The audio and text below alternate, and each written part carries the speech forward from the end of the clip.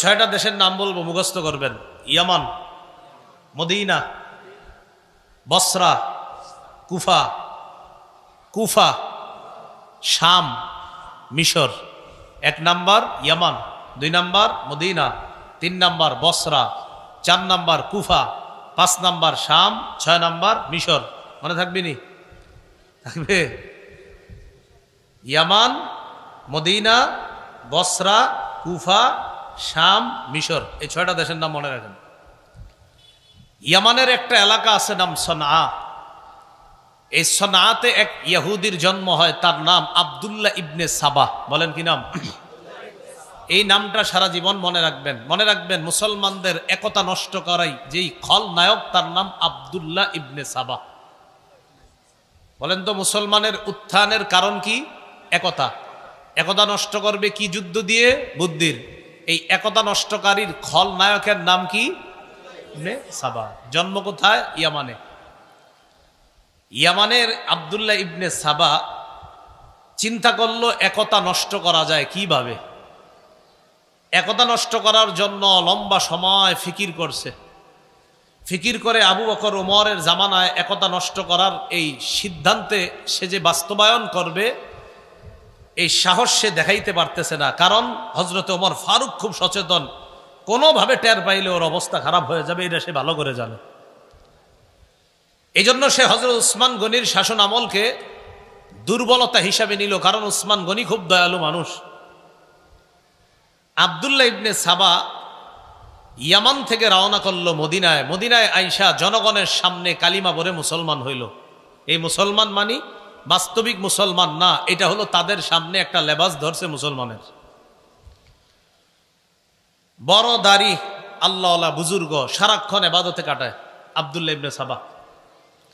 একদিন ওসমান গনি রাদিয়াল্লাহু তাআলা আনহুকে বলল, আপনি চাইলে আমাকে মদিনার কোনো দায়িত্ব দিয়ে দিতে পারেন। ওসমান গনি রাদিয়াল্লাহু তাআলা আনহু বললেন, মদিনার দায়িত্ব তোমাকে দিব? হযরত উসমান গনি যেহেতু একজন শাসক, উনি বুদ্ধির মাধ্যমে চিন্তা করে দেখলেন এই লোকের সিদ্ধান্ত আর এই লোকের চিন্তা চেতনা মনে হয় তেমন একটা ভালো না। উসমান গনি বুঝতে পারছে, সরাসরি বলে দিলেন, তুমি যোগ্য না কোনো দায়িত্বের। আব্দুল্লাহ ইবনে সাবা তাকে অযোগ্য বলার কারণে এবার সে কি করলো, ওসমান গনি রাদিয়াল্লাহু তাআলা আনহুর বিরুদ্ধে কিভাবে কুচ্ছা রটনা যায়, এই জন্য সে কয়েকটা বিষয় অন্যান্য সহজ সরল মুসলমানদের মাঝে প্রচার করতে লাগলো। সহজ সরল মুসলমানদেরকে বুঝাইল যে আলী রাদিয়াল্লাহু তাআলা আনহু জীবিত থাকতে হযরত উসমান কিভাবে খলিফা হয়, দেখেন কেমনি বুঝায়। তো অন্যরা কয় কি কিভাবে? আলী বলেন একজন হাশিমি বংশের লোক, নবীজির মেয়ের জামাতা, হযরত আলীর জ্ঞান বুদ্ধিও সবচেয়ে বেশি, উনি থাকতে উমাইয়া বংশের উসমান কিভাবে খলিফা হয়? তো সহজ সরল মুসলমানদের অনেকে কয় ঠিকই তো। তো মোটামুটি ভাবে হযরত উসমানের বিরুদ্ধে একদল মুসলমান তৈরি করে ফেলছে সে। এটা কিন্তু আমাদের মাঝেও আছে, দেখবেন যদি আপনার আমাদের দেশেও আছে এরকম। যেমন বর্তমান যে খতিব আপনাদের মসজিদের, এই বেচারা আছে 20 বছর ধইরা, ঘটনাচক্রে আরেকজন এই মসজিদে আপনারা ঢুকাইবেন। এখন নতুন করে ওনার কোনো দোষ নাই, কি কওয়া যায় করে, আমগো এলাকার এত বড় হুজুর থাকতে হেরে কিনলে জ্ঞানে রাখবো, এরকম একটা দুর্বলতা আর কি। আলী রাদিয়াল্লাহু তাআলা আনহু যোগ্য, অনেক বড় আলেম, কোনো সন্দেহ নাই। হযরত আলী রাসূলের মেয়ের জামাতা, কোনো সন্দেহ নাই। হযরত আলী রাদিয়াল্লাহু তাআলা হাশিমি বংশের অনেক বড় যোগ্যতার অধিকারী, কোনো সন্দেহ নাই। কিন্তু কথাটা কেমনি কইছে দেখেন, আলী থাকতে উসমান কিভাবে খলিফা হয়? তো অনেকে এই টোপটা গিলছে, কয় হ্যাঁ ঠিকই তো, কিভাবে হয়? হযরত আলী রাদিয়াল্লাহু তাআলা আনহুর ব্যাপারে এইগুলা বলা বলে শুরু করছে। আলীর কানে কিন্তু এগুলা যায় না, কারণ হযরত আলীর কানে যদি এগুলা যাইতো তো ওরে শায়েস্তা করত। হযরত উসমান গনি তার দূরদর্শিতা বুঝতে পেরে তাকে মদিনা থেকে বের করে দিয়েছে। আসছে কোত্থেকে? এখন আছে কোথায়? মদিনায়। মদিনা থেকে বের করে দেওয়ার পর গেল বসরায়। হাসান বসরি রহমতুল্লাহ নাম শোনেন নাই? এই বসরা। বসরায় যাওয়ার পর হযরত উসমান রাদিয়াল্লাহু তাআলা আনহুর বিরুদ্ধে বসরায় কথা বলা শুরু করলো। বসরার গভর্নর যিনি ছিলেন তিনি বুঝতে পারলেন, বুঝতে পেরে আব্দুল্লাহ ইবনে সাবাকে বসরা থেকে বের করে দিল। বসরা থেকে বের করে দেওয়ার পর সে গেল কুফায়। কুফায় যাওয়ার পর হযরত ওসমানের বিরুদ্ধে আগে থেকেই কিছু লোক ছিল সেখানে। আব্দুল্লাহ ইবনে সাবা এটারে কাজে লাগাইল। ওসমানের বিরুদ্ধে যে লোকগুলা তাদেরকে গিয়ে বলতে লাগলো যে হযরত ওসমান বাইতুল মাল থেকে রাষ্ট্রীয় সম্পদ আত্মসাৎ করে আত্মীয় স্বজনদের মাঝে বন্টন করে স্বজন প্রীতির পরিচয় দিয়েছে। বলেন নাউজুবিল্লাহ। ওসমানগুলা রটায় দিতে লাগলো। কুফার গভর্নর এই কথা বুঝতে পেরে তাকে কুফা থেকে বের করে দিল। কুফা থেকে বের করে দেওয়ার পর এই লোক গেল শামে। শামের গভর্নর যিনি ছিলেন তখন আমিরে মুআবিয়া রাদিয়াল্লাহু তাআলা। মনে রাখবেন, সারা পৃথিবীতে যারা তীক্ষ্ণ বুদ্ধির অধিকারী শাসক ছিলেন তাদের মাঝে একজন ছিলেন মুআবিয়া রাদিয়াল্লাহু তাআলা। আমিরে মুআবিয়া রাদিয়াল্লাহু তাআলা আনহুর বুদ্ধিমত্তার কারণে ভয়ে সাহসও করে না আব্দুল্লাহ ইবনে সাবা যে কিছু বলবে। সে কিন্তু বড় মুসলমান হিসেবে সবার কাছে পরিচিত, মানে অনেক বড় মুসলমান, দাড়ি লম্বা টুপি সব ঠিক আছে। সাহস করে একদিন রসুলের এক সাহাবী আবু দারদা, তিনি তখন শামে শামের গভর্নরকে মুআবিয়া, তো আবু দারদা রাদিয়াল্লাহু তাআলা নবীর এক সাহাবী, তিনিও শামে আছেন। তো একদিন সাহস করে আবু দারদা রাদিয়াল্লাহু তাআলা আনহুকে ওসমান রাদিয়াল্লাহু তাআলা আনহুর বিরুদ্ধে কিছু কথা বলছে। আবু দারদা তার কথা শুই না কয়, তোমার কথা ইহুদিদের জ্ঞান পাওয়া যাইতেছে। তুমি কি ইসলাম প্রচার করো না ইহুদিবাদ প্রচার করো? সত্যি করে বলো। সে ভয় পেয়ে গেছে, আর কোনো কথা বলে না। লম্বা সময় শামে থাইকে আবার আরেকদিন রাসূলের আরেক সাহাবী উবাদা ইবনে সামেত রাদিয়াল্লাহু তাআলা আনহুকে হযরত ওসমানের বিরুদ্ধে কথা বলার পর উবাদা ইবনে সামেত কিছু না বইলা হাত ধইরা সোজা আমিরে মুআবিয়ার কাছে নিয়ে গেছে।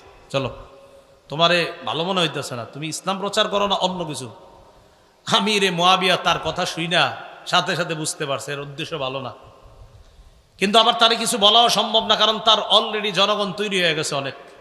আবার সে একজন বড় মুসলমান হিসাবে সবার কাছে পরিচিত। এই জন্য মনে রাখবেন, আমাদের দেশে অনেক বেদাতি সহ্য করে ওলামায়ে কেরাম সরাসরি কিছু বলে না কেন? কারণ বললে আপনারাই বলবেন, দেখো এক হুজুর আরেক হুজুরে দেখতে পারে না। আমিরে মুআবিয়া রাদিয়াল্লাহু তাআলা তাকে বের করে দিলেন শাম থেকে, গেল মিশর। মনে আসেনি 6 দেশ। ইয়ামান থেকে আসলো মদিনায়, মদিনা থেকে বসরা, বসরা থেকে কুফা, কুফা থেকে শাম, শাম থেকে মিশর। মিশরে যাওয়ার পর মিশরে গিয়ে দেখলো ওসমান রাদিয়াল্লাহু তাআলা আনহুর বিরুদ্ধে মিশরের অনেকগুলা লোক আগে থেকে আছে। মুহররম মাস আসলে যেই সমস্ত উল্টাপাল্টা কাজগুলা হয়, মনে রাখবেন এই উল্টাপাল্টা কাজগুলার সূচনা বেশি হয়েছে মিশর থেকে। মিশরে যাওয়ার পর সে তার মতবাদ ভালোভাবেই প্রচার করতে লাগলো। তার মিশন বাস্তবায়ন করার জন্য সে মিশরকে বেছে নিল। মিশনের জন্য মিশর, মিশর বাস্তবায়নের জন্য মিশর। লম্বা একটা সময় অতিক্রম করলো সেখানে এবং বড় একটা দল তৈরি করে ফেলছে। ততক্ষণ পর্যন্ত মিশরের গভর্নর তার দুর্বিসন্ধি বুঝতে পারে নাই। এক পর্যায়ে যখন বুঝতে পারলো, ততক্ষণে সে তার বিশাল এক জামাত তৈরি করে ফেলছে। মিশরের গভর্নর তাকে মিশর থেকে বের করে দিল। কিন্তু এবার আর সে একা না, লম্বা সময় থাকার কারণে বিশাল বড় এক বাহিনী নিয়ে সে রওনা করলো। আগে থেকে তার কিছু বাহিনী ছিল বসরায় আর কুফায়। 3 জায়গায় মোটামুটি সফল, বসরা, কুফা আর মিশর। এই 3 জায়গা থেকে তার মোটামুটি একটা দল নিয়ে রওনা করলো আবার মদিনায়। মদিনার খলিফাকে ওসমান গনি রাদিয়াল্লাহু তাআলা। মদিনায় না ঢুইকা মদিনার আশেপাশেই প্রচার চালাইতে লাগলো। হযরত ওসমানের বিরুদ্ধে কয়েকটা কথা বলতে লাগলো। মনে রাখবেন, 1, ওসমান স্বজন প্রীতি করে, আওয়াজ দিয়ে বলেন নাউজুবিল্লাহ। 2 নাম্বার, হযরত ওসমান কম বয়সী সাহাবীদেরকে অথবা কম বয়সী যুবকদেরকে বিভিন্ন এলাকার গভর্নর বানায় দিছে। এটা ওসমানের বিরুদ্ধে হুদাই মানে একটা কথা বইলা তো বলতে হবে। 2 অভিযোগ। 3 নম্বর অভিযোগ, ওসমান মারওয়ান ইবনে হাকামকে মক্কায় ঢোকার অনুমতি দিছে। 4 নম্বর অভিযোগ, আব্দুল্লাহ ইবনে সাদ যিনি আফ্রিকার বিজেতা, এই আব্দুল্লাহ ইবনে সাদকে হযরত ওসমান অনেক পুরস্কার দিয়েছে, এটা ঠিক করে নাই। এইগুলা বইলা তার দলে অনেক লোক তৈরি করে ফেলছে। ওসমান গনি রাদিয়াল্লাহু তাআলা তার ব্যাপারে শুই না যে এই লোক তো আবার ঝামেলা শুরু করছে। এবার ওসমান গনি তাকে ডাকলো। সে তার দল বল নিয়ে ওসমান গনি রাদিয়াল্লাহু তাআলা আনহুর কাছে আসছে। আসার পর এই বারবার উপরের দিকে এই যে এগুলা তোমরা বারবার উপরের দিকে মারবা না, সমস্যা হচ্ছে। ওসমান গনি রাদিয়াল্লাহু তাআলা আনহু তাদেরকে জিজ্ঞাসা করলেন, আচ্ছা তোমাদের সমস্যা কোথায়? তো এবার বলতে লাগলো 4টা সমস্যা। 1 নাম্বার, আপনি বাইতুল মাল রাষ্ট্রীয় সম্পদ আপনার আত্মীয় স্বজনদেরকে দিয়ে আপনি স্বজনপ্রীতি করলেন। ওসমান গনি রাদিয়াল্লাহু তাআলা আনহু জবাব দিলেন যে দেখো, আল্লাহ আমারে এত সম্পদ দান করছে, আমি এ পর্যন্ত খলিফা হিসাবেও রাষ্ট্রীয় কোষাগার থেকে 1টা টাকাও ভাতা গ্রহণ করি নাই।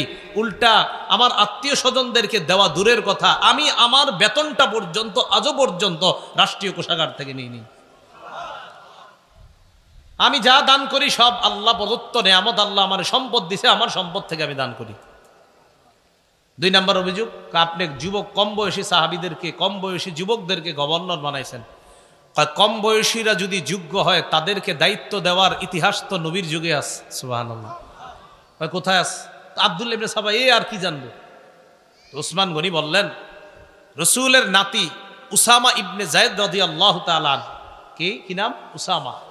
এই উসামার বয়স যখন 17, উসামাকে আমির বানায়া বয়স্ক সাহাবীদেরকে তার নেতৃত্বে আল্লাহ রসুল বিভিন্ন যুদ্ধে পাঠানোর ইতিহাস আছে। তাহলে এরকম কম বয়সী একজন সাহাবীকে রসুল আমির বানায়া বয়স্ক সাহাবীদেরকে তার দলে দিয়েছেন। এখান থেকেই বোঝা যায় যে কম বয়সী ব্যক্তি যদি যোগ্য হয়, তার যোগ্যতার তার আসনে তাকে বসানোটা এটা অন্যায় না। আর অভিযোগ থাকলে বলো। 3 নম্বর অভিযোগ, মারওয়ান ইবনুল হাকামকে আপনি মক্কায় ঢোকার অনুমতি কেন দিয়েছেন? রসুল সাল্লাল্লাহু আলাইহি সাল্লামের সাহাবী ওসমান গনি বললেন, মারওয়ান ইবনুল হাকাম একজন মুসলমান, আর মুসলমানকে মক্কায় ঢোকার অনুমতি রসুল দিয়েছেন, এখানে আমি বাধা দেওয়ার কে? এই জন্য এটা কোনো অভিযোগই না। 4 নাম্বার, আফ্রিকা বিজয় করেছে যে তাকে আপনি এত পুরস্কার দেওয়া ঠিক করেন নাই। আচ্ছা পুরস্কার বেশি দেওয়া হয়ে গেছে? হ্যাঁ, আচ্ছা ঠিক আছে, পুরস্কার ছিনায় আনলাম, অন্তত তুমি তারপরও বিশৃঙ্খলা করো না। ওসমান গনি রাদিয়াল্লাহু তাআলা উনি ফিতনা পছন্দ করতেন না, উনি ঝগড়া পছন্দ করতেন না। উনি বললেন ঠিক আছে, পুরস্কার ফিরিয়ে আনলাম, তারপরও তুমি বিশৃঙ্খলা করো না। আব্দুল্লাহ ইবনে সাবা, ওই মুনাফিক ইয়াহুদি, সে চিন্তা করলো ঘটনা কি, এরে যা কই সবই দি মানে, এটা তো তেমন কিছু করা যায় না। সে আবার তার দলবল নিয়ে চলে গেল মদিনার বাহিরে 3 মঞ্জিল দূরে। আলী রাদিয়াল্লাহু তাআলা আন, তলহা এবং জুবায়ের 3 জন প্রবীণ সাহাবী তাদের কাছে গেল আব্দুল্লাহ ইবনে সাবা। যাওয়ার পরে তাদেরকে বলল, আপনারা থাকতে ওসমান গনি খলিফা হয় কেমনে? আলী রাদিয়াল্লাহু তাআলা সরাসরি বললেন, তোমার মতলব ভালো মনে হচ্ছে না। সে দেখলো না আলী তলহা জুবায়ের তাদের কাছে বেশি চান্স পাওয়া যাবে না। এবার নতুন ষড়যন্ত্র করলো, খুব মন দিয়ে শোনেন। নিজে একটা চিঠি লেখলো আব্দুল্লাহ ইবনে সাবা। এই চিঠির মধ্যে লেখা, মিশরীরা মিশরে যাওয়ার পর তাদেরকে হত্যা করবা, আমিরুল মুমিনিনের পক্ষ থেকে নির্দেশ। আমিরুল মুমিনিন কে? ওসমানের লেখা চিঠিটা না আব্দুল্লাহ ইবনে সাবার লেখা? আব্দুল্লাহ ইবনে সাবা নিজে থেকে একটা চিঠি বানায় এটা লেখছে। লেখে এবার মিশরীদেরকে দেখাইছে, দেখো তার সাথে কয় দেশের লোক আছে? 3 দেশ, মিশর, বসরা, কুফা। তো মিশরীদেরকে দেখাইছে, দেখো তোমরা মিশরে যাওয়ার পর তোমাদেরকে যেন হত্যা করা হয় এই নির্দেশনা দিয়েছে ওসমান। এই চিঠি দেখাইতে গেছে আলী রাদিয়াল্লাহু তাআলা আনহু। হযরত আলী রাদিয়াল্লাহু তাআলা আনহু বুদ্ধিমান সাহাবী ছিলেন, বিচক্ষণ সাহাবী।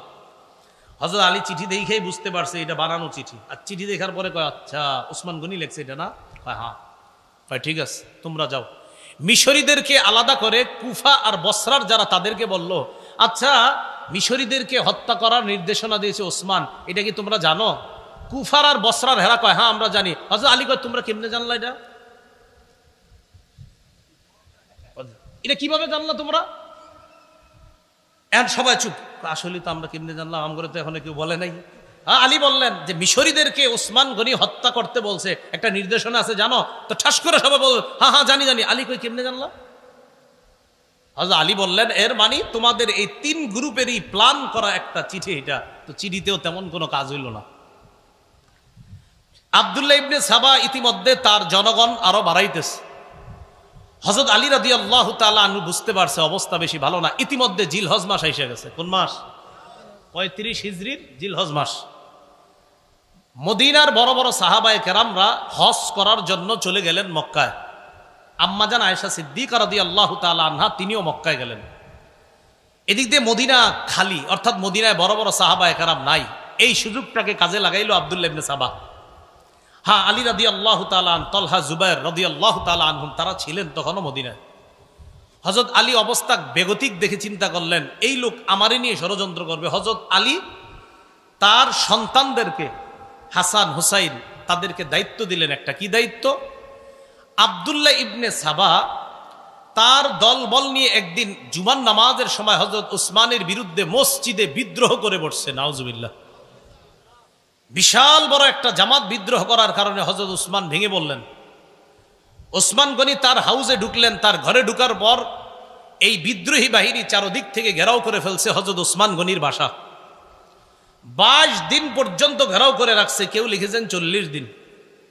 খানা দেয় না, পানি দেয় না। যেই উসমান গনির টাকা দিয়ে ক্রয় করা কূপ থেকে পানি মুসলমানরা খায় প্রতিনিয়ত, সেই কূপ থেকেও এক ফোঁটা পানির ব্যবস্থা ওসমানের জন্য হয় না।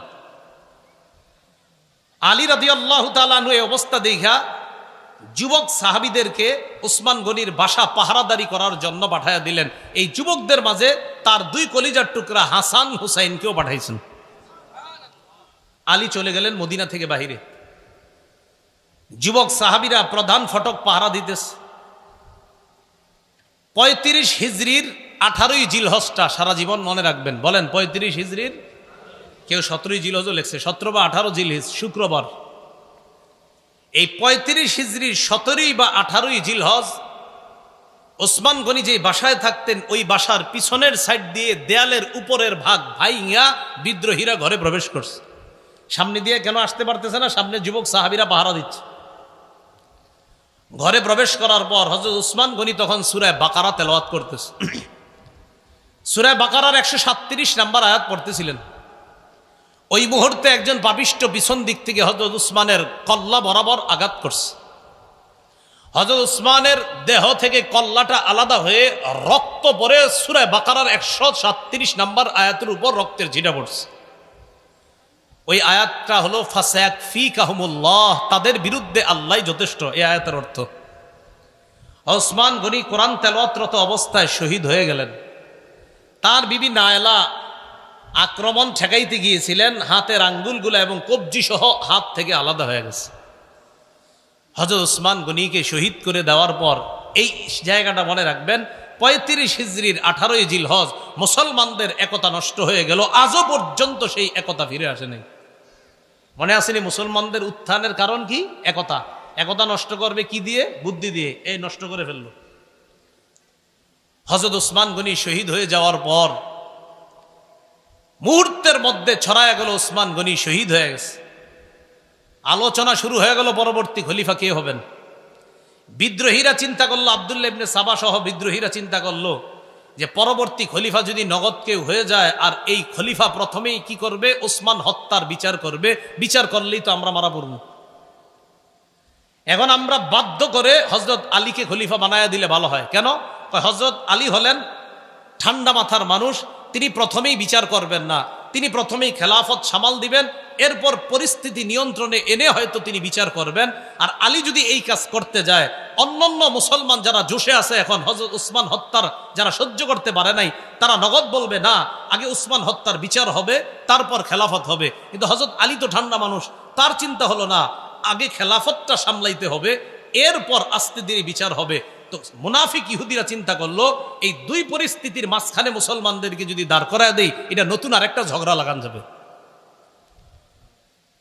বিদ্রোহীরা আলীর কাছে গেছে, আপনি খলিফা হইতে হবে। হযরত আলী বললেন না।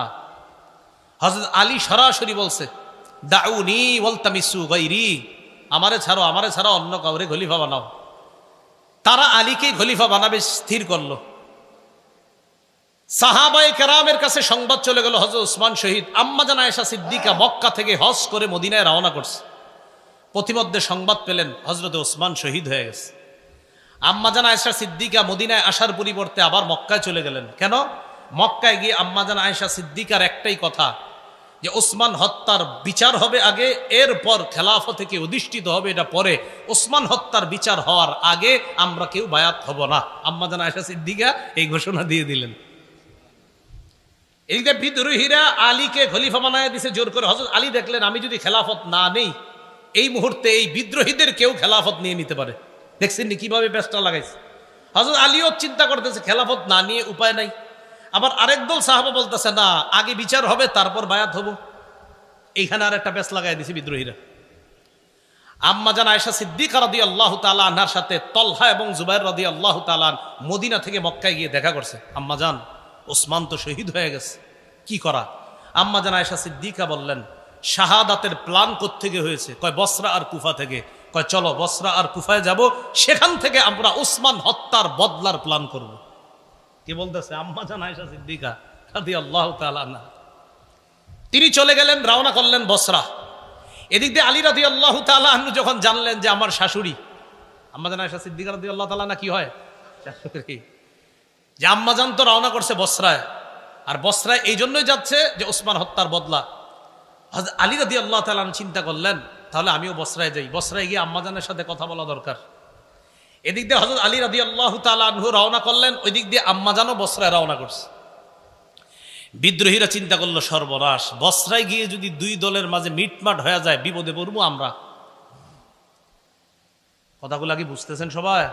একদম মাথায় এদিক সেদিক নিয়েন না, খুব গুরুত্বপূর্ণ তথ্য আসবে সামনে। হযরত আলী রাদিয়াল্লাহু তাআলা আনহু বসরায় গেলেন, আম্মাজান আয়েশা সিদ্দিকা রাদিয়াল্লাহু তাআলা আনহাও গেলেন। ওই দিক দিয়ে আমিরে মুআবিয়া শাম দেশ থেকে আম্মাজানের সাথে দেখা করতে আসছে। আমিরে মুআবিয়া রাদিয়াল্লাহু তাআলা আনহুরও এক দাবি, আগে ওসমান হত্যার বিচার হবে, তারপর আমরা বায়াত হব। তাহলে দাবিতে আম্মাজান আয়েশা আমিরে মুআবিয়া তারা এক হয়ে গেলেন। আলী রাদিয়াল্লাহু তাআলা আনহু গেলেন, যাওয়ার পর আম্মাজান আয়েশা রাদিয়াল্লাহু তাআলা আনহা এবং আমিরে মুআবিয়ার সাথে কথা বললেন যে দেখো, যদি কোনোভাবে যুদ্ধ লেগে যায় ক্ষতি হবে আমাদের, তাই কোনো যুদ্ধ চাই না, আমাদের মাঝে মীমাংসা হয়ে যাক। আম্মাজান আয়েশা সিদ্দিকা রাদিয়াল্লাহু তাআলা আনহা প্রস্তাব দিয়ে দিলেন, আমিরে মুআবিয়া তারা উভয় প্রস্তাব দিলেন। একটাই প্রস্তাব, আপনি মদিনায় ফিরে গিয়ে প্রথমে বিদ্রোহীদের বিচার করবেন, তারপর আমরাই আপনার হাতে হাত রেখে আমরাই আপনার কাছে বায়াত হব। তাহলে সহজ হয়ে গেল বিষয়টা। তাহলে কি জানাইলো এই জায়গায়? আলী রাদিয়াল্লাহু তাআলা মদিনায় আসবেন, আসার পর ওসমান রাদিয়াল্লাহু তাআলা আনহুর হত্যাকারীদের বিচার করবেন, তারপর মুসলমানরা ব্যাপকভাবে হযরতে আলীর কাছে বায়াত হবে, তাকে খলিফা হিসাবে মেনে নেবে। এতটুকু বুঝছেন নি সবাই? রাতের বেলা সবাই খুশিতে ঘুমাইতেছে। খুশিতে বলতে আলী রাদিয়াল্লাহু তাআলা আনহুর সাথে যে মুসলমানরা তারাও খুশি যে হারে কোনো রক্তপাত হবে না, এটা ভালো লাগতেছে। আম্মাজানের সাথে যারা তারাও খুশি, আমিরে মুআবিয়ার সাথে তারাও খুশি যে কোনো রক্তপাত ছাড়াই মীমাংসা হয়ে গেল। আব্দুল্লাহ ইবনে সাবা তার অনুসারীদেরকে নিয়ে টেনশনে পড়ে গেল, বেটা বিপদে তো আমরাই পড়ব, কি করা? রাতের বেলা একটা ঘটনা ঘটাইতে হবে। রাতে সবাই ঘুম। আব্দুল্লাহ ইবনে সাবা তার অনুসারীদেরকে নিয়ে আম্মাজান আয়েশা সিদ্দিকা যেই তাবুতে আম্মাজান আয়েশা সিদ্দিকা যেখানে বিশ্রাম নিচ্ছে, আর আমিরে মুআবিয়া তাদের উপরে হামলা চালাইল। তাদের উপরে আম্মাজান আয়েশা আমিরে মুআবিয়া যেখানে, তাদের উপর হামলা চালাইলো। বলেন তো তাদের উপরে হামলা চালানোর পর অভিযোগের তীরটা কার উপর যাবে? আলী রাদিয়াল্লাহু তাআলা আনহুর দিকে। কোন অবস্থা না দেখে মুসলমানরা সবাই বুঝে ফেললো যে আলী রাদিয়াল্লাহু তাআলা আনহু মনে হয় আমাদের উপর আক্রমণ চালাইছে। আসলে ঘটনাটা হযরত আলী ঘটায় নাই, ঘটাইছে ওই আব্দুল্লাহ ইবনে সাবা। এজন্য সবসময় সতর্ক থাকবেন। আমি আপনার মাঝে শত্রুতা নাই, আমার আপনার মাঝে তৃতীয় পক্ষ শত্রুতা করে, এই শত্রু এখনো আছে, ইসলাম তারা মিটিয়ে দিতে চায়, এদেরকে চিহ্নিত করতে হবে সারা জীবন। সব সময় তৃতীয় পক্ষে আমাদের মাঝে ঝগড়া লাগায়। আব্দুল্লাহ ইবনে সাবা তার অনুসারী নিয়ে আক্রমণ চালাইল। এদেরকে বলা হয় সাবাই। বলেন কি বলা হয়? সাবাই। আক্রমণ চালানোর পর বাস কে কার উপর আক্রমণ চালাইছে এটা না বুঝা কঠিন যুদ্ধ শুরু হয়ে গেল। মুসলমানরা মুসলমানের তরবারির নিচে শহীদ হওয়া শুরু হইল। মুসলমানরা মুসলমানের তরবারি। আলী রাদিয়াল্লাহু তাআলা আনহু তো জানেন যে এই যুদ্ধ তো, এই আক্রমণ তো আমাদের পক্ষ থেকে হয় নাই, কিন্তু এখন যতই বলবে বোঝানো যাবে না। আম্মাজান যেই ওটের উপরে ছিল, এই ওট বরাবর একটা তীর মারছে। আম্মাজানের ওট পড়ে গেছে, তো আম্মাজান বসে গেছে, যুদ্ধ থেমে গেছে। আম্মাজান যতক্ষণ ছিল ওটের উপরে ততক্ষণ যুদ্ধ চলছে। আম্মাজান এখনো আছে। তো তৎকালীন নিয়ম ছিল যে যিনি প্রধান থাকে তিনি যখন আপনার বসে যায় তখন এমনি যুদ্ধ থেমে যায়। তো আম্মাজান আয়েশা সিদ্দিকা ওটের উপর ছিল, এটাকে বলা হয় জামাল। এই জন্য এই যুদ্ধটার নাম জঙ্গে জামাল বা ওটের যুদ্ধ বা উষ্টির যুদ্ধ। আম্মাজান যখন নামলেন, আমিরে মুআবিয়া আম্মাজান আর আলী তাদের মাঝে কথা, আম্মাজান আমরা তো কেউ আক্রমণ করি নাই, তাদের মাঝে ভুল বুঝাবুঝিতে হয়ে গেছে, তখন বুঝে আসছে। তো বুঝে এসে লাভটা হলো কি, এর আগে মুসলমানদের প্রচুর পরিমাণ শহীদ হয়ে গেছে। এমনকি তলহা আর জুবাইর রাদিয়াল্লাহু তাআলা আনহুম বড় বড় দুই সাহাবী, তারাও শহীদ হয়ে গেছে এই রাতে। হযরত তালহা রাদিয়াল্লাহু তাআলা আনহু লাশ দেখা আলী রাদিয়াল্লাহু তাআলা আনহু বলতেছিলেন, আহারে আল্লাহ রাসূল রে কত যুদ্ধে এই তলহা প্রাচীর হয়ে কাফেরদের থেকে রক্ষা করেছে, আজকে সেই তলহা আমাদের ভুল বুঝাবুঝির কারণে শহীদ হয়ে গেল। আম্মাজান চলে গেলেন মক্কায়। এদিক দিয়ে আলী রাদিয়াল্লাহু তাআলা আনহু কিছুদিন কুফায় অবস্থান করতেছে। এই বসরা কুফা এর মাঝামাঝি আলী রাদিয়াল্লাহু তাআলা আনহু অবস্থান করা অবস্থায় হযরত আমিরে মুআবিয়ার বিরুদ্ধে আলী রাদিয়াল্লাহু তাআলা আনহুর একদল বুঝাইতে লাগলো যে আমিরে মুআবিয়া কিন্তু আপনার বিরুদ্ধে ষড়যন্ত্র করতেছে, মিথ্যা কথা। এটা কারা? ওই সাবাই গোষ্ঠী। আলী রাদিয়াল্লাহু তাআলা আনহু কি করলেন? আমিরে মুআবিয়াকে শামের গভর্নর পদ থেকে হটাইয়া দিলেন। এটা আবার আমিরে মুআবিয়া রাদিয়াল্লাহু তাআলা আনহু মনে করলেন যে আলী রাদিয়াল্লাহু তাআলা আনহু এটা কেন করলেন? আসলে ঘটনাগুলো ঘটাইতেছে তৃতীয় পক্ষ বারবার। মুআবিয়া রাদিয়াল্লাহু তাআলা আনহু আলী রাদিয়াল্লাহু তাআলা আনহুর বিরুদ্ধে যুদ্ধ করার জন্য তৈরি। আলী রাদিয়াল্লাহু তাআলা আনহু প্রতিহত করার জন্য রওনা করছে। ইরাক এবং বসরার মাঝখানে একটা জায়গার নাম সিফফিন। এই সিফফিন নামক জায়গায় দুই দল মুসলমানের মাঝে তুমুল লড়াই হলো। দীর্ঘ 2 মাস পর্যন্ত লড়াই হলো। শুধু 70,000 মুসলমান শহীদ হলো। কয় হাজার? মুসলমানের তরবারিতে মুসলমান শহীদ। এই জঙ্গে জামাল আর সিফফিন 2 যুদ্ধে মিলে প্রায় 90,000 মুসলমান শহীদ হয়েছে। আলী রাদিয়াল্লাহু তাআলা আর আমিরে মুআবিয়ার মাঝে এরপরে দেখলো, সন্ধি হলো যে এটা তো আমরা কি করতেছি, নিজেরা নিজেদের বিরুদ্ধে লড়াই। হযরত আলী আর মুআবিয়া তারা 2 জন বুঝতে পারলো না, এগুলো তো ঠিক হচ্ছে না আমাদের। তাদের এই বোঝাপড়াটা মেনে নিতে পারে না ওই সাবাই গোষ্ঠী। আলী রাদিয়াল্লাহু তাআলা যখন সন্ধি করলেন যে আর যুদ্ধ হবে না, তখন একদল হযরতে আলীর এই কথা মেনে নিতে পারছে না। এবার ফতুয়া দাঁড়াইলো 2টা। তারা 2টা ফতুয়া দিল। কয়টা? ওই সাবাই গোষ্ঠী 2 ফতুয়া দিল। এক, আমিরে মুআবিয়া হযরত আলীর ইমামত না মানার কারণে তিনি কাফের, নাউজুবিল্লাহ বলেন। আর হযরত আলী মুআবিয়ার সাথে সন্ধি করার কারণে তিনি ফাসিক। দেখছেন, দুজনের উপর ফতুয়া লাগাইছে যে আমিরে মুআবিয়া কাফের, নাউজুবিল্লাহ, হযরত আলীকে না মানার কারণে। আজ হযরত আলী কেন সন্ধি করলেন? এজন্য তিনি ফাসিক। আর একদল বের হয়ে গেল হযরত আলীর দল থেকে। বের হওয়ার আরবি হলো খুরুজ, খরজা ইয়াখরুজু, এখান থেকে বের হয়েছে। এই বের হওয়ার কারণে তাদেরকে বলা হয় খারিজি। ওই খারিজি মানে এখান থেকে বের হয়ে গেছে। তাহলে সাবাইদের থেকে আরেকটা দল বের হয়ে গেল, এরা হয়ে গেল খারিজি। খারিজিরা বের হয়ে যাওয়ার পর তাদের ফতুয়া আমিরে মুআবিয়া কাফের, নাউজুবিল্লাহ। বড় দুঃখজনক বিষয়, বর্তমান যুগের অনেক মুসলমানও এটা মনে করে আমিরে মুআবিয়া কাফের। 3 বার নাউজুবিল্লাহ বলেন। হ্যাঁ, আমিরে মুআবিয়াকে কি বলে? কাফের, নাউজুবিল্লাহ। রাসূলের একজন জান্নাতি সাহাবীকে বলে কাফের। রাসূল সাল্লাল্লাহু আলাইহি সাল্লাম বলছেন, আমার উম্মতের যে দলটা প্রথম নৌপথে লড়াই করবে তারা জান্নাতি। আমিরে মুআবিয়া ওই সাহাবী যিনি নৌবহর তৈরি করেছিলেন এবং রোমকদের নৌবহরকে শোচনীয়ভাবে পরাজিত করেছিলেন যে সাহাবী, তিনি আমিরে মুআবিয়া রাদিয়াল্লাহু তাআলা। তাহলে একজন জান্নাতি সাহাবীকে কাফের বলা, এটা কি মুসলমানরা যারা আমরা কাফের বলবো, এটা কি আমাদের সওয়াব হবে না গুনাহ হবে? অন্যায়, শুধু গুনাহ না, বড় গুনাহ। আল্লাহ আমাদেরকে হেফাজত করেন। আমিরে মুআবিয়া রাদিয়াল্লাহু তাআলা আর আলী রাদিয়াল্লাহু তাআলা আনহুর মাঝে এই সাবাই আর খারিজিরা আপনার একটা দ্বন্দ্ব লাগাইয়া দিল। এবার হযরত আলী রাদিয়াল্লাহু তাআলা আনহু কোনোভাবে শাসন ভাগটা রক্ষা করার জন্য তিনি তখন মদিনা থেকে ইসলামী খেলাফতটাকে নিয়ে গেল কুফায়। কোথায়? কুফায়। এখন মুসলমানদের ইসলামী খেলাফত পরিচালনা হয় কুফা থেকে। এই যে মদিনা থেকে ইসলামী খেলাফত বের হলো, আর অদ্যাবধি পর্যন্ত ইসলামী খেলাফত আর মদিনায় আসেনি। ইসলামী খেলাফত কুফায় নিয়ে যাওয়ার পর হযরত আলী রাদিয়াল্লাহু তাআলা আনহুরে যারা মহব্বত বলে দাবি করে, তখন এই তারা দেখলো যে হযরত আলী ঠান্ডা মাথায় আস্তে ধীরে পরিস্থিতি সামাল দেওয়ার জন্য চেষ্টা করতেছে। এই পরিস্থিতি সামাল দেওয়ার চেষ্টাটাকে তারা ভালোভাবে নেয় নাই। এক দল তারা কি করলো, খারিজিরা হযরত আলীর বিরুদ্ধেই লড়াই করার জন্য তৈরি, নাউজুবিল্লাহ। হযরত আলীর মহব্বতের লোকেরা আলীর বিরুদ্ধে যুদ্ধ করবে। যুদ্ধ হলো, যুদ্ধে খারিজিরা শোচনীয়ভাবে পরাজয় বরণ করলো। খারিজিরা পরাজয় বরণ করার পর খারিজিদের কয়েকজন সন্ধি করলো, এক রাতেই আলী, মুআবিয়া আর আমর ইবনুল আসকে তারা হত্যা করবে। দেখছেন নি, এতদিন যাদেরকে বলতো কাফের, আমিরে মুআবিয়ার আলীকে এতদিন আলাদা চোখে দেখতো না, এখন তারা চিন্তা করলো না, আমগো শত্রু আলীও, মুআবিয়াও, আমর ইবনুল আস, 3 জন আমগো শত্রু। তারা চিন্তা করলো যে 3 জনকে রাতে হত্যা করতে হবে। 40 হিজরি, কত হিজরি? 40 হিজরির 15ই রমজান ফজরের নামাজ পড়ার জন্য আলী রাদিয়াল্লাহু তাআলা আনহু মসজিদে রওনা করছে। আব্দুর রহমান ইবনে মুলজিম খারিজি নামে এক ব্যক্তি হযরত আলীকে অন্ধকারে পিছন থেকে তরবারির আঘাত করছে। এই আঘাত এতটা কঠোর ছিল যে হযরত আলী এরপর মাত্র 2 দিনের মাথায় 17ই রমজান শাহাদাত বরণ করে। ইন্না লিল্লাহি ওয়া ইন্না ইলাইহি রাজিউন। তাহলে 40 হিজরির 15ই রমজান হযরত আলীকে আঘাত করা হয়, 17ই রমজান তিনি শহীদ হয়ে যান। আমিরে মুআবিয়াকে ওই রাতে আঘাত করা হয়েছে, কিন্তু তিনি প্রতিহত করতে পেরেছিলেন, তাকে তেমন ক্ষতি করতে পারে নাই। আমর ইবনুল আস ঘটনাচক্রে ওই রাতে নামাজে না বের হয়ে আরেকজনকে পাঠাইছিলেন। আরেকজনকে পাঠানোর কারণে ওই ব্যক্তি অন্ধকারে মনে করছে এটাই মনে হয় আমর ইবনুল আস, এরে মারছে। তখন আমর ইবনুল আসের পরিবর্তে ওই ব্যক্তি নিহত হয়ে গেছে, শহীদ হয়ে গেছে। তাহলে এক রাতে 3 জনের উপর হামলা চালানো হয়েছে, কেউ বলেন ভিন্ন রাতেই হামলা চালাইছে। হামলায় 2 জন শহীদ, এর মধ্যে হযরত আলী শহীদ হলেন।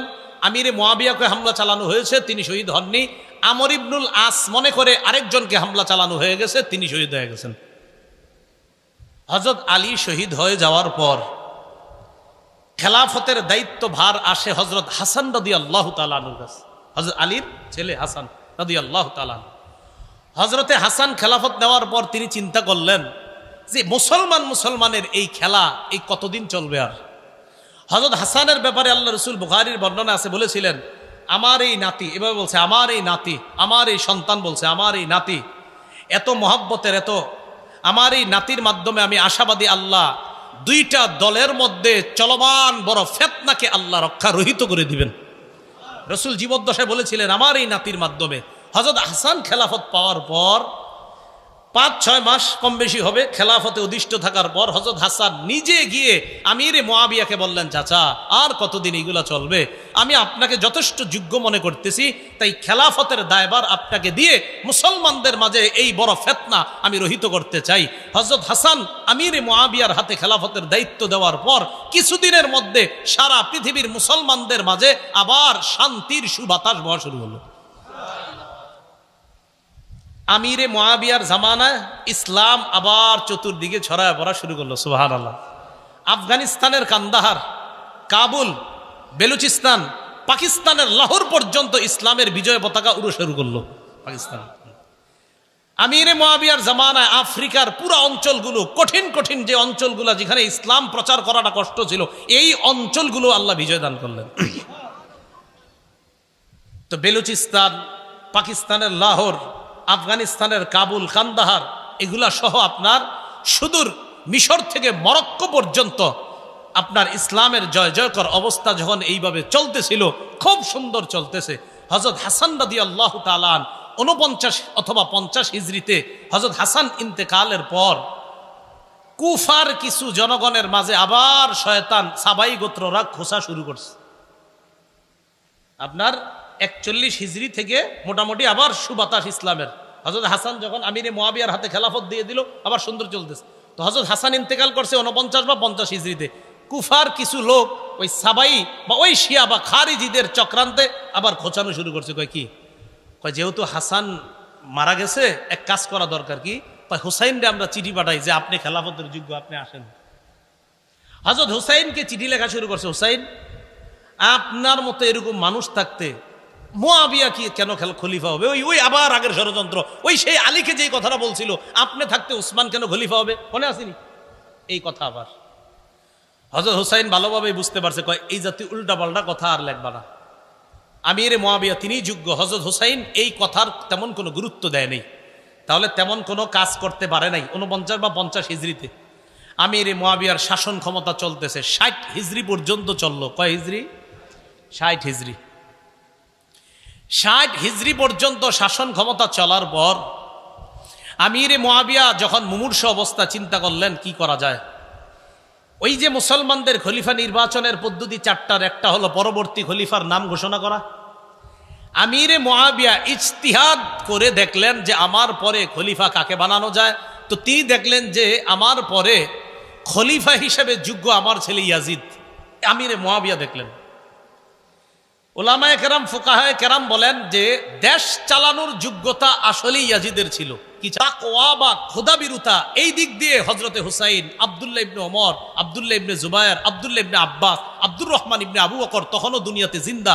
তাকওয়া খোদাবিরুতায় যে তারা শ্রেষ্ঠ এতে কোনো সন্দেহ নাই, কিন্তু দেশ পরিচালনার যোগ্যতা যে ইয়াজিদের ছিল এটা উলামায়ে কেরামও স্বীকার করে। তবে তাকওয়া খোদাবিরুতায় কারা এগিয়ে? হুসাইন, আব্দুল্লাহ ইবনে ওমর, আব্দুল্লাহ ইবনে জুবায়ের, আব্দুল্লাহ ইবনে আব্বাস তারা এগিয়ে। আমিরে মুআবিয়া বড় বড় সাহাবী তাবিঈদের সাথে পরামর্শ করছে, আমি ইয়াজিদকে খেলাফতের দায়িত্ব দিতে চাই, আপনারা কি বলেন? তো তারা বলল, হ্যাঁ, দেশ পরিচালনায় ইয়াজিদকে দিতে পারেন। ততদিন পর্যন্ত ইয়াজিদের থেকে কোনরূপ খারাপ কিছু প্রকাশ পায় নাই। তো আমিরে মুআবিয়া পরবর্তী খলিফার নাম ঘোষণা করে গেছে। আমিরে মুআবিয়ার সম্পর্কে ইয়াজিদ কি হয়?